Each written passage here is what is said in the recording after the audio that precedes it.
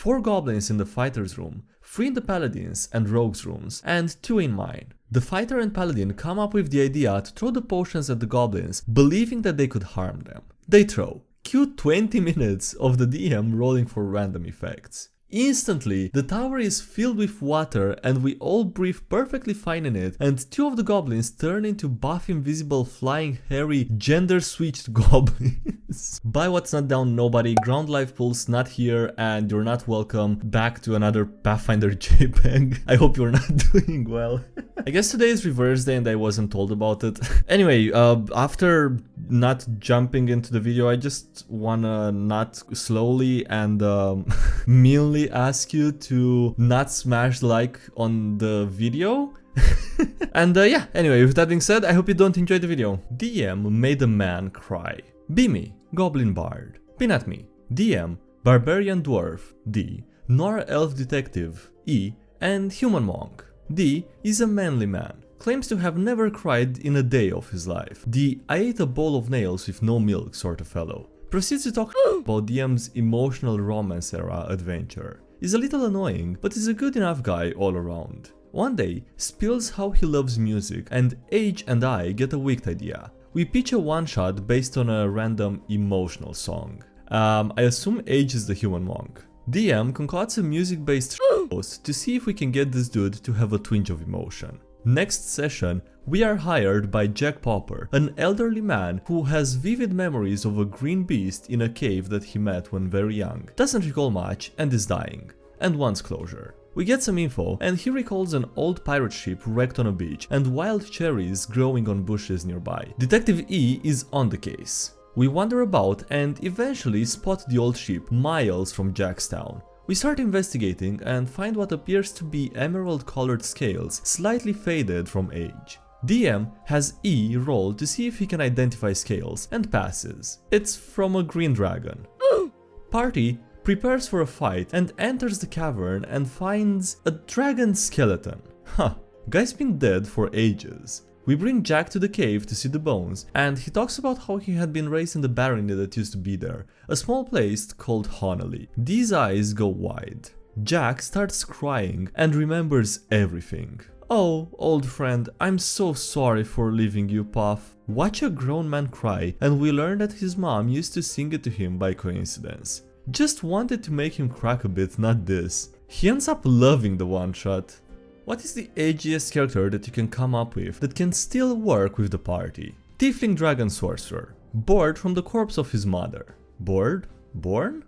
Sadomasochistic and likes to burn things. Black market doctor, torturer and body disposal. I keep him grounded with the party by making him the ultimate professional. He'll have plenty of chances to inflict and feel pain as well as burn things just by being an adventurer, so no need to go crazy. Also, have him remain professional as a doctor. He refuses to kill a patient or have them needlessly suffer. However, since he lacks healing spells and the best painkiller for the time is alcohol, it's only natural to feel some pain when getting stitched up by him.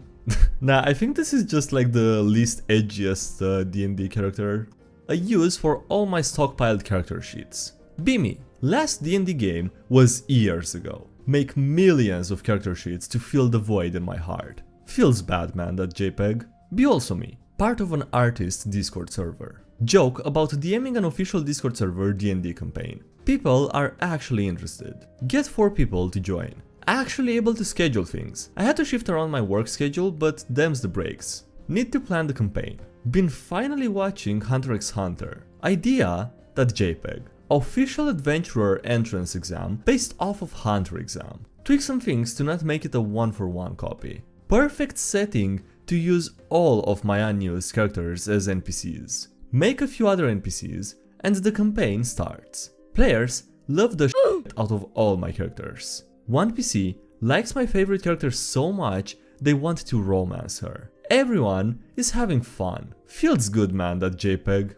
He fell in love with a crackhead. Recently had a session where we had to go to save a sketchy NPC from an equally sketchy guild that had an operation in the sewers which went horribly wrong because of one person on our team. Let's start at the beginning before the sewer situation happened. This is the PC's first ever campaign. They made a druid which they don't fully understand other than nature is cool, which is fine. One of the NPCs we each had to create was a sketchy halfling that he made that was a homeless and ran with sketchy people in the past as a thief. The guy had the knowledge of a potted plant, and so the PC asked for him to move into his place and take care of it while we went to the Feywilds. This includes the PC's livelihood, his pet and his stuff. We were gone in the Feywilds for 45 days, and when we came back, everyone lost their apartments and belongings, and even the PC in question's place was emptied out. It took very little time to find the pet that was supposed to be taken care of. The pet told the druid that the NPC went back to the sketchy guild not long after we left, so we decided to go in and get him back for the PC. Keep in mind, this is like the second or third time that we've had to save this halfling for the druid, so we ventured down into the sewers. It didn't take long to find the group. We started working our way through them as we searched for the halfling until we were spotted by a half-orc and a rust monster.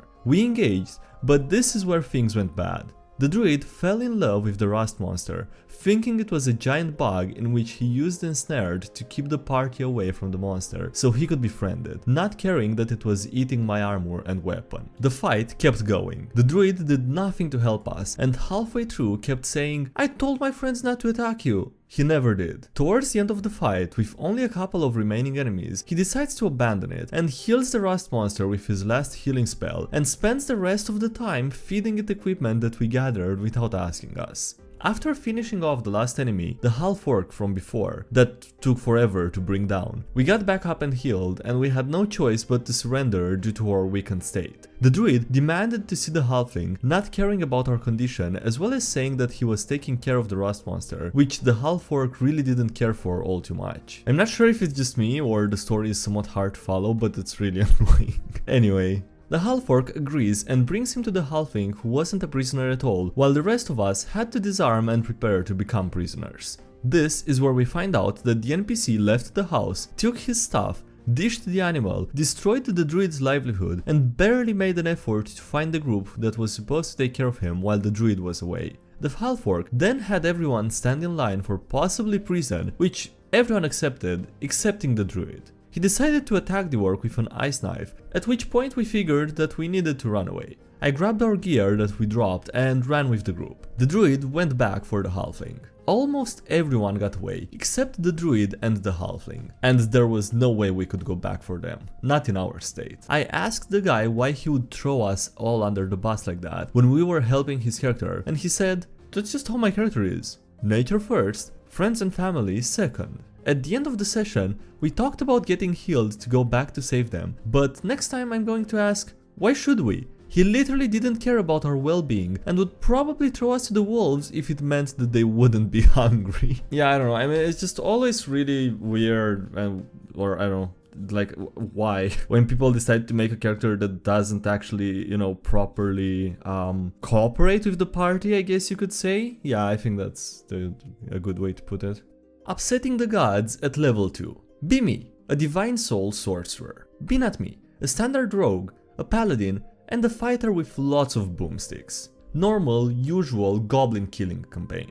Meant as a campaign for beginners. Goblins grounds and comes to life anywhere and everywhere. Be tasked to clear out an abandoned tower filled with goblins. Asked if we could keep the tower for ourselves once we cleared it, and they allow it. Get to the tower, and the DM describes the first floor as having a large funnel-like structure that goes down in the center. Start clearing the first floor of goblins with ease, and for fun, throw some goblins into the well. DM describes that one of the goblins gets stuck at the bottom of the funnel, but something under it grabs the goblin and pulls it down. Some large creature is under this tower. Hell yeah, a new pet! Continues to clear the tower and throws the goblins down the funnel to feed the unknown monster. We plan that if the worst comes to it, we could just blow up the tower as we really don't have a reason to keep it, and it would kill everyone in it. Go up to the second floor and discover pots and bowls of brewed chemical substances. Brewed potions, essentially.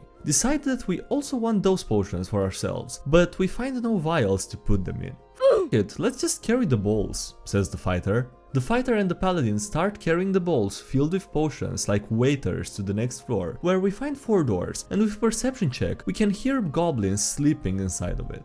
4 players, 4 doors. We plan to burst through each door at the same time. As we burst through the doors, we see that the beds are placed at each of our sides with goblins sleeping at them, and they are dead asleep.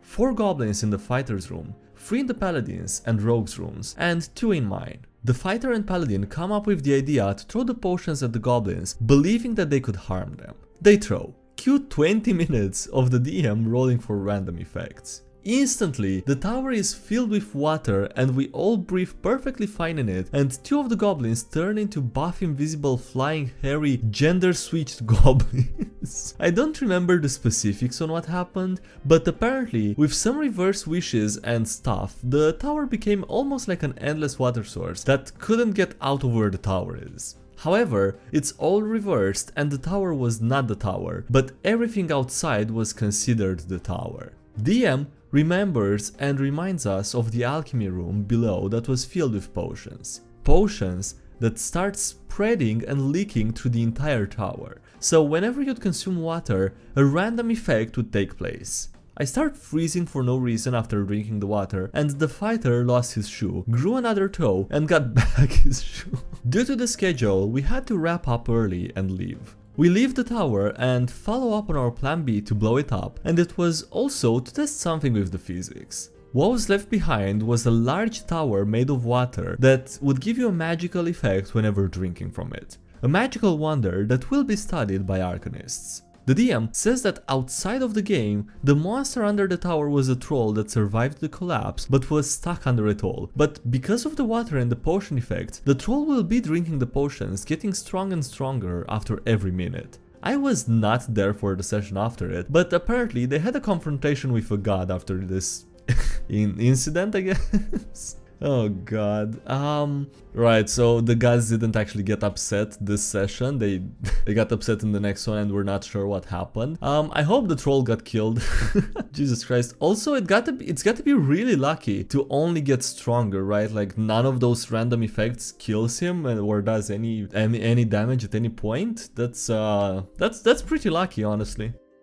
The Badgering. Be me, Dragonborn Druid. Played D&D with 4 others. Irrelevant. DM is sort of new. Party just leveled up to 5. Druids get conjure animals. Bump into some Sahagins. Oh no, that MP3. Party tries to scout with a turtle familiar. Absolute failure, and they start looking for where it came from. Panic. I tell the party that it's time for murder. Casts conjure animals. 8 giant owls appear 100 feet away. Sahagin is laser focused on me now, although we weren't found yet. Initiative is rolled. Entire combat, the party fights to the death. I run and hide behind a rock. Sahagins spend the majority of their time trying to break my concentration, but get eviscerated in the process.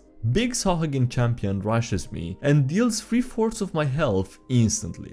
Oh shit. Concentration is now the least of my concerns. Panicking how to run away. Idea. Wild shape into a giant badger with burrow speed and dig into the ground. Party deals with a champion. I go back up after a minute or 2, and it's a great success. 2 sides of the same coin.